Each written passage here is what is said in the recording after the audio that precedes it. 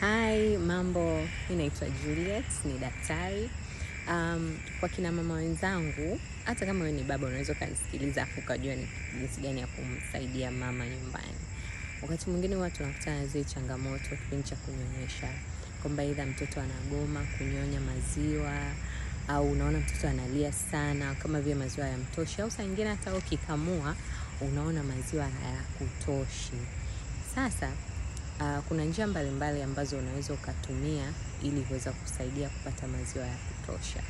Mojawapo ya vitu ambavyo vinaathiri sana mzunguko au uzalishaji wa maziwa ya mama ni lishe yake mwenyewe. Kwamba mama kuanzia kipindi cha ujauzito, kipindi cha kujifungua na baada ya hapo, je, anapata lishe ya kutosha, anapata balanced diet, lakini pia anapata maji ya kutosha.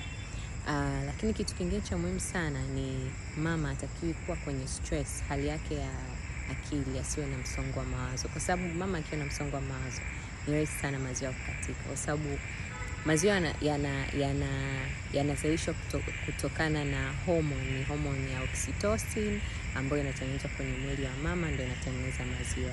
Kwa hiyo akiwa kwenye kipindi ambacho ana msongo wa mawazo, hiyo inaathiriwa, anaweza akakosa kabisa maziwa. Na wakati mwingine mama anajaribu lakini ikawa inashindikana. Sasa ili tuongee zaidi, ingia YouTube, andika Dr. Rafiki Africa. Dr. Rafiki Africa.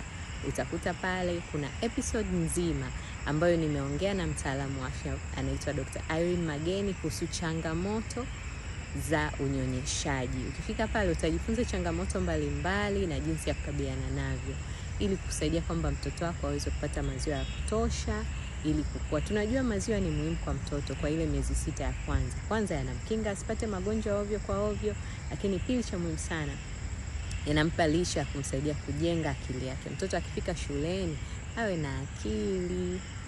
Sawa mama? Nenda YouTube sasa hivi andika Dr. Rafiki Africa. Bye.